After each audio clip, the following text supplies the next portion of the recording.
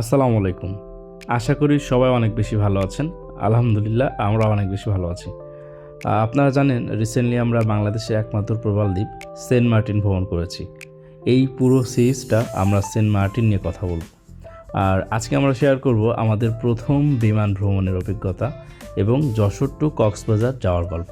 তো চলুন গল্পটা শুরু থেকে শুরু করা যাক। আমাদের জার্নি শুরু হয় যশোর মণিহার থেকে। সকাল 8:30টায় নড়াইল এক্সপ্রেস বাসে করে আমরা যাত্রা শুরু করি ঢাকার উদ্দেশ্যে। আমরা যে বিমানে করে ঢাকা থেকে কক্সবাজার যাচ্ছি এটা কিন্তু সে জানতো না, যদিও এটা আমারও প্রথম বিমান যাত্রা ছিল, আর ওর জন্য ছিল এটা সারপ্রাইজ। 12:30 নাগাদ আমরা ঢাকার যাত্রাবাড়ি পৌঁছাই। ওখান থেকে উবার নিয়ে সোজা চলে যাই এয়ারপোর্টের উদ্দেশ্যে।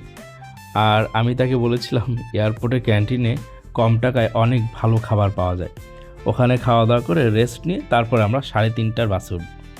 দাম অনুযায়ী ছিল ক্যান্টিনের খাবার এবং পরিবেশ। আমাদের বিমান ছিল 3:30টার। এয়ারপোর্টের প্যাসেঞ্জার টার্মিনালে যখন আমরা বসেছিলাম তখনও সে বুঝতে পারিনি আমরা বিমানে যাব। বোর্ডিং পাসের সময় বুঝতে পারলো যে আমরা এয়ারে যাচ্ছি।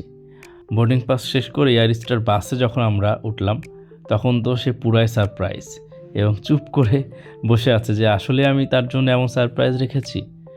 দুজন যাত্রীর জন্য বাস একটু লেট করে ছেড়েছিল, যার কারণে আমরা ভালো ছবি বা ভিডিও নিতে পারিনি।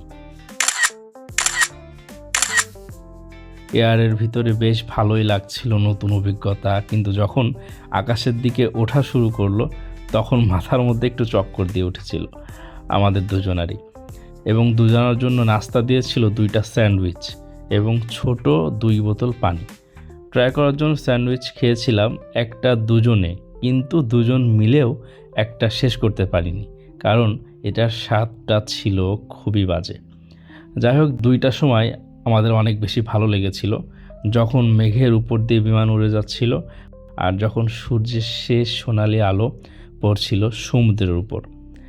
একই অপরূপ দৃশ্য, আল্লাহর সৃষ্টি কতই না সুন্দর। যাই হোক, আমরা বিকাল 4:30 নাগাদ কক্সবাজারে পৌঁছে গেলাম। তো আজকের মতো এতটুকুই ছিল। ইনশাআল্লাহ আগামী ভিডিওতে আমি কক্সবাজারে কী করলাম এবং কিভাবে সেন্ট মার্টিন গেলাম এই গল্পটা আপনাদের সাথে শেয়ার করব। তো নেক্সট ভিডিও আসা পর্যন্ত সবাই ভালো থাকবেন, সুস্থ থাকবেন, আমাদের জন্য দোয়া করবেন। আল্লাহ হাফেজ।